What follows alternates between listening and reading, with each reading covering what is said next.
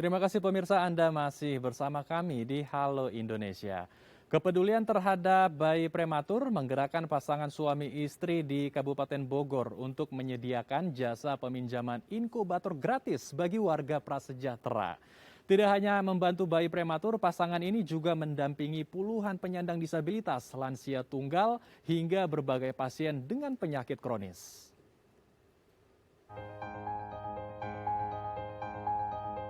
7 tahun lalu, Bonaventura Zita Eniwati dan sang suami Lugi Riyadi membantu tetangganya merawat bayi prematur. Dengan modal tabungan sebesar 2,5 juta rupiah, Pak Sutri ini mencarikan peralatan medis berupa inkubator agar bayi prematur tersebut bisa tumbuh dengan normal. Bermula dari aksi kebaikan tersebut, pasangan yang berdomisili di daerah Jonggol, Kabupaten Bogor, Jawa Barat ini mencari cara agar memiliki lebih banyak inkubator yang bisa dipinjamkan secara gratis. Untuk membantu banyak orang, Eni dan Lugi bahkan rela meninggalkan pekerjaannya pada tahun 2015 dan membangun Yayasan Roda Harapan Indonesia. Yayasan ini kini memiliki 11 inkubator dan 4 unit fototerapi. Lalu ada pula kursi roda dan tabung oksigen. Tidak hanya membantu perawatan bayi prematur, kini mereka juga mendampingi puluhan penyandang disabilitas, lansia tunggal, hingga berbagai pasien penyakit kronis. Ya, untuk mengetahui seperti apa sosok Pak Sutri penolong bayi prematur ini, saat ini kita telah terhubung langsung melalui sambungan Zoom bersama dengan Bapak Lugi Riyadi dan Ibu Eni selaku pendiri Yayasan Roda Harapan Indonesia.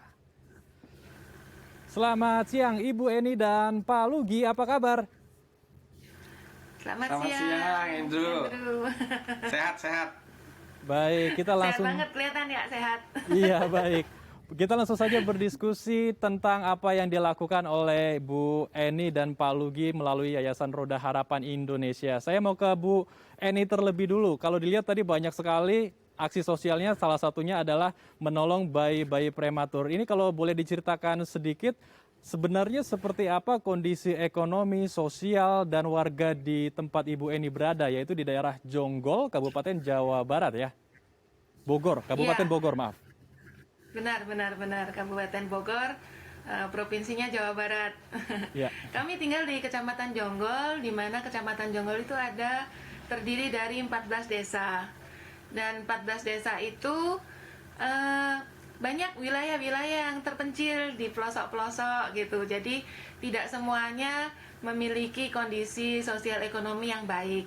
Kira-kira demikian, Andrew.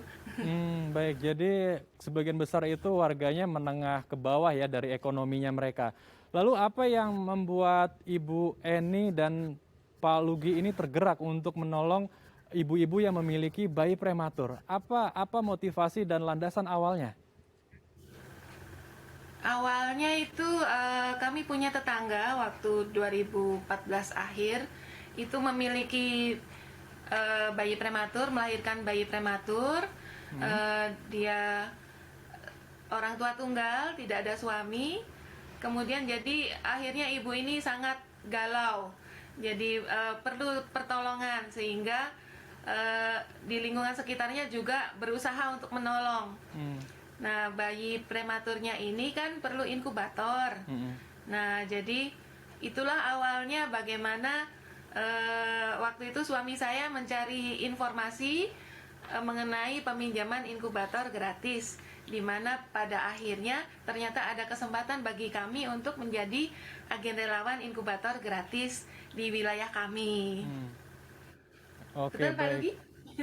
Oke, baik, kalau begitu saya ke Pak Lugi. Pak Lugi tadi kan disebutkan juga oleh Bu Eni yang menjadi jembatan ya antara sang ibu yang mempunyai anak prematur dan juga kepada orang yang mau meminjamkan inkubatornya. Ini bagaimana prosesnya? Apakah melalui screening terlebih dulu kepada orang yang mau meminjamkan, atau Pak Lugi benar-benar mencari donatur untuk bisa membeli beberapa inkubator kemudian baru diberikan kepada penerima bantuan? Ya, baik. Jadi untuk prosedur peminjaman inkubator gratis, kami itu targetnya itu adalah menolong bayinya. Jadi targetnya. Jadi mampu atau tidak mampu sebetulnya target kami bayi. Karena untuk yang keluarga mampu bisa membayar rumah sakit, buat mereka kan nggak berat ya. Tetapi kadang juga di rumah sakit kehabisan inkubator. Nah, jadi disitulah kami hadir begitu. Nah, apalagi yang dari keluarga yang tidak mampu, jadi mereka kadang-kadang untuk sampai ke akses kesehatan itu kan nggak mudah ya. Iya. Nah, itu target kami. Nah, prosedurnya mudah. Nah, sekarang ini sudah ada SMS Center, jadi mereka itu bisa kirim datanya ke SMS Center. Kemudian nanti diarahkan. Nah, inkubatornya kami antar biasanya ke rumah ini, ke rumah keluarga. Jadi di sana kami sebentar kami melakukan penyetingan, kemudian kami training sebentar untuk penggunaannya. Ya, kira-kira prosedurnya semudah itu, jadi nggak sulit, nggak sulit. Nah, Baik. kemudian kalau mengenai pengadaan inkubatornya, ya di awal-awal memang kan kami itu istilahnya sempat kami itu dengan patungan ya, patungan dengan teman-teman. Sampai ada satu inkubator, tapi kemudian Tuhan buka jalan sampai teman-teman yang lain itu akhirnya mereka bersedia untuk mengganti biaya produksi untuk inkubatornya, tergerak hatinya. Jadi akhirnya terkumpullah sampai perlahan-perlahan sampai terkumpul dari 4, kemudian 6, kemudian sampai 11 inkubator.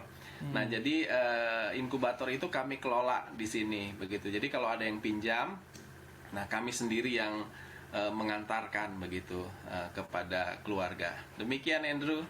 Oke, baik. Ini benar-benar menjadi penolong ya bagi ibu-ibu yang memiliki bayi prematur. Lalu kalau untuk mekanisme peminjamannya sendiri, apakah ini dipinjamkan sampai anak tersebut betul-betul berkembang seperti bayi normal pada umumnya atau ada batasan waktu, Pak Lugi? Ya, tidak ada batas waktu. Jadi ini kan setiap bayi kan punya kondisi masing-masing ya. Ada yang cepat pertumbuhannya, tapi juga ada yang mungkin tidak secepat bayi lain. Nah, jadi kami tidak membatasi memang. Jadi mereka itu memakai inkubator dengan maksimal sampai istilahnya kondisi bayinya benar-benar stabil. Nah, biasanya itu sampai berat badannya itu 2,5 kilo, 2,5 kilo. Nah, itu perlu waktu, tiap bayi kan beda-beda. Jadi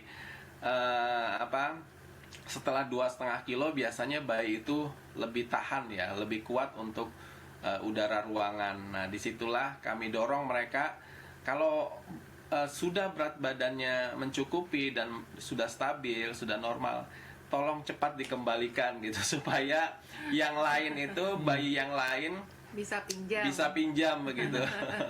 Jadi sederhananya adalah inkubator ini dipinjamkan ke rumah bayi sampai bayinya sehat, tidak perlu inkubator lagi. Demikian, Andrew, sederhananya. Oke. Jadi kita nggak kejar-kejar.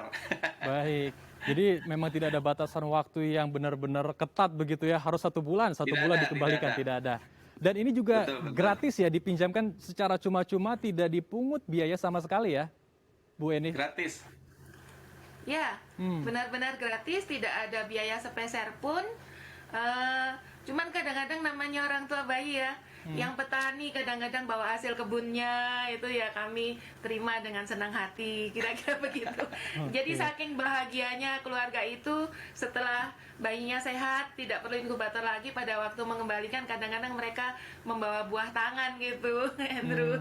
Baik, jadi seperti ungkapan rasa terima kasih mereka karena buah hatinya sudah sehat kembali, sehingga mereka memberikan hasil pangannya kepada Ibu Eni dan Pak Lugi.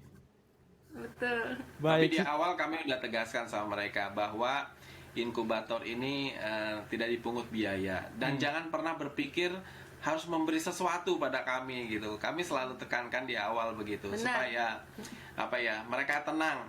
Jadi merawat bayi di rumah dengan tenang begitu. Jadi tidak perlu kasih kami apa-apa, selalu kami ingatkan seperti itu. Oke, baik. Ini tentu aksi yang sangat luar biasa sekali ya, dan tentu harus didukung oleh berbagai pihak, berbagai lapisan masyarakat juga. Apakah sejauh ini Ibu Eni dan Pak Lugi juga bekerja sama dengan mungkin organisasi sosial atau pemerintah setempat? Ya, selama ini kalau kami mau membantu sebuah kondisi, entah apakah ada yang perlu kursi roda atau alat bantu jalan yang lain, atau mungkin ada yang susah makan, gitu. Jadi itu kami selalu bekerja sama dengan aparat setempat atau sesama pegiat sosial.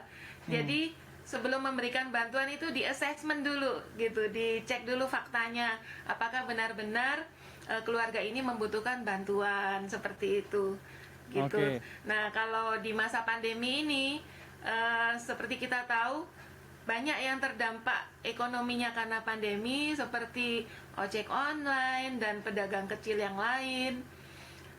Terakhir ini juga kenaikan harga bahan pokok gitu.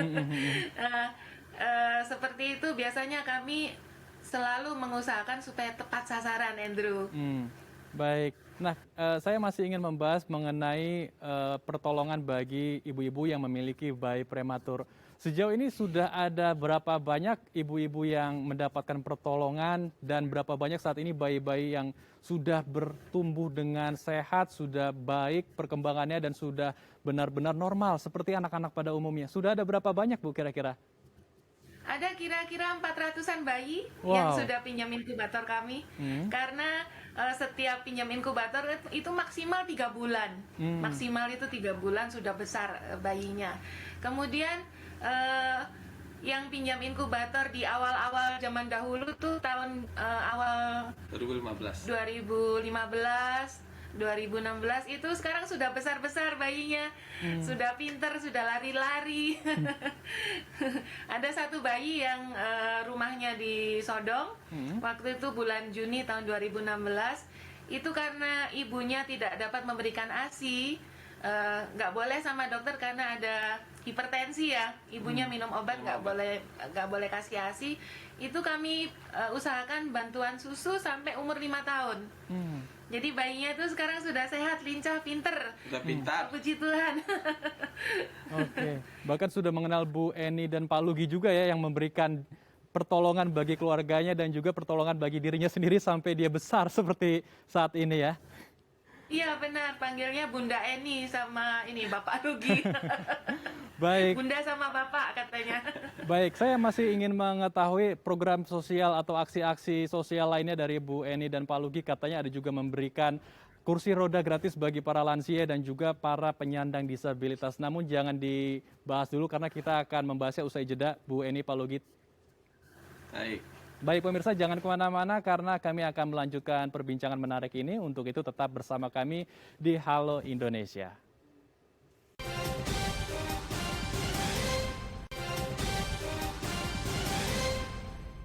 Terima kasih pemirsa, Anda masih bersama kami di Halo Indonesia. Kita akan melanjutkan perbincangan bersama dengan Pak Sutri yang membantu ibu-ibu yang memiliki anak dengan kebutuhan khusus atau prematur. Kita langsung sapa Bu Eni dan Pak Lugi, menyambung pertanyaan saya di segmen sebelumnya.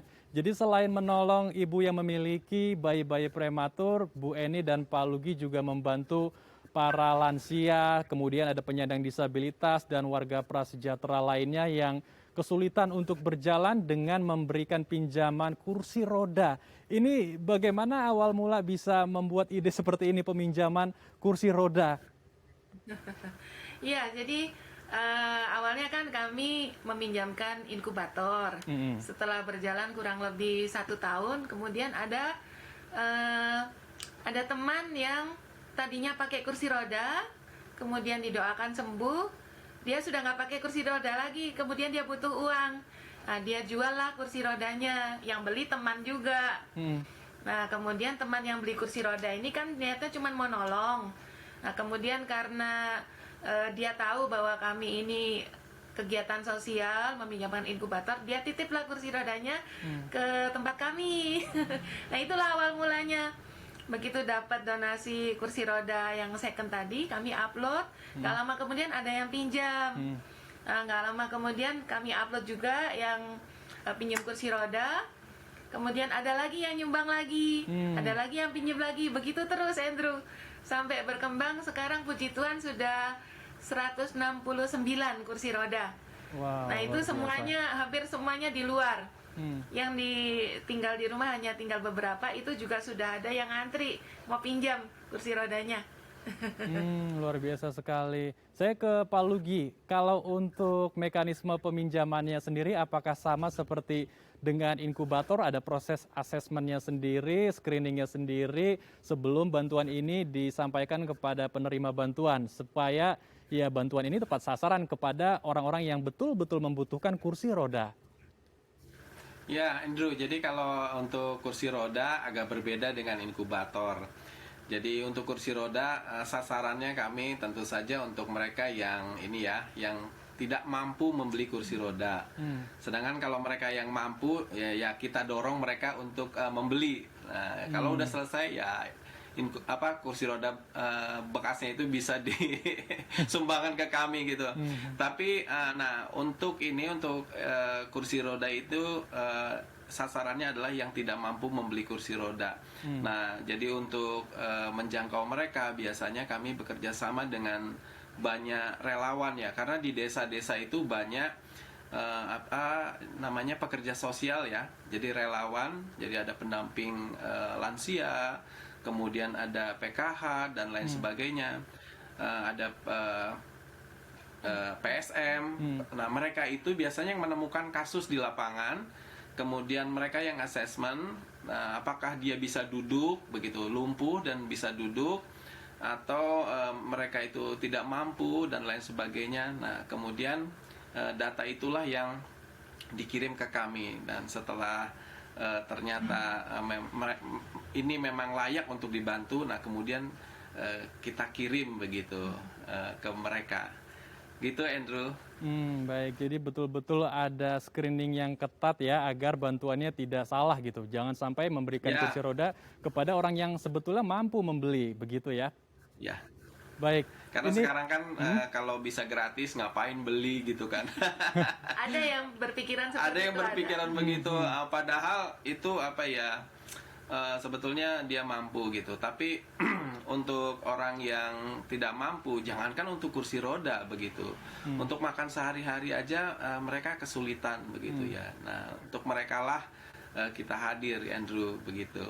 Baik, saya ke Bu Eni. Jadi selain tadi ada bantuan kursi roda, kemudian ada inkubator bagi ibu-ibu yang memiliki bayi prematur, dan Ibu Eni dan Pak Lugi juga memberikan banyak bantuan pangan ya, makanan, dan juga bantuan sembako kepada warga prasejahtera.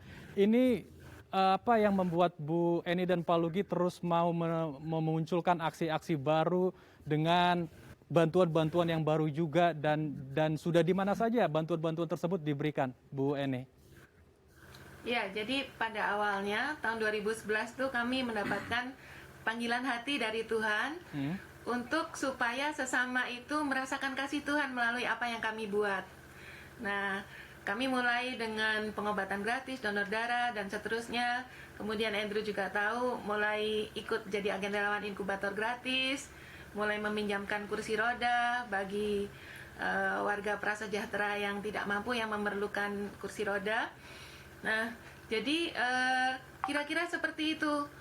Jadi seperti misalnya kita meminjamkan inkubator gratis, ternyata kakeknya atau neneknya perlu kursi roda, jadi kami bantu gitu. Ternyata kondisi keluarga bayi prematur ini kurang mampu, susah untuk kehidupan sehari-hari, istilah sederhananya susah makan gitu ya. Nah, jadi kami berusaha untuk bantu sembako seperti itu. Kemudian di masa pandemi ada para ojek online, tukang sol sepatu, sampai tukang bakso cuanki, tukang kopi, semuanya terdampak ya Andrew ya. Iya. Maka kami berusaha jika ada donasi terkumpul, kami distribusikan dalam bentuk sembako untuk orang-orang yang benar-benar memerlukan dan benar-benar terdampak oleh pandemi ini. Oke. Jadi seperti itu ceritanya. Baik. Supaya sesama merasakan kasih Tuhan melalui apapun yang kami buat. Baik. Kira-kira demikian Andrew. Baik. Dan di wilayah mana aja? Terutama tentu adalah di wilayah di sekitar kami, di Jonggol. Baik. Nah, kemudian untuk kursi roda itu kami sampai ke Bogor Barat. Jadi seluruh Kabupaten Bogor, bahkan ada juga yang di awal-awal ada yang pinjam dari Jakarta, ada yang dibawa ke Surabaya, dan seterusnya gitu. Jadi kami tidak membatasi wilayah manapun yang bisa kami jangkau. Selama kami masih bisa tolong, kami bantu, kami jangkau gitu. Luar biasa sekali. Kita harapkan diskusi kita hari ini bisa memberikan banyak inspirasi kepada masyarakat luas, bisa mengetuk hati pemirsa di rumah untuk bisa peduli, membantu sesama, mulai dari orang-orang yang terdekat yang ada di wilayah kita. Terima kasih Ibu Eni dan Pak Lugi telah berbagi inspirasi bersama kami di Halo Indonesia. Salam sehat Bu Eni dan Pak Lugi. Salam sehat. Terima Tuhan kasih, berkati. Ende. Terima kasih, Tuhan kasih. memberkati. Baik pemirsa, di masa pandemi seperti saat ini banyak orang bermunculan dan komunitas sosial yang melakukan berbagai aksi sosial. Seperti apa konsepnya? Usai jeda, tetap bersama kami di Halo Indonesia.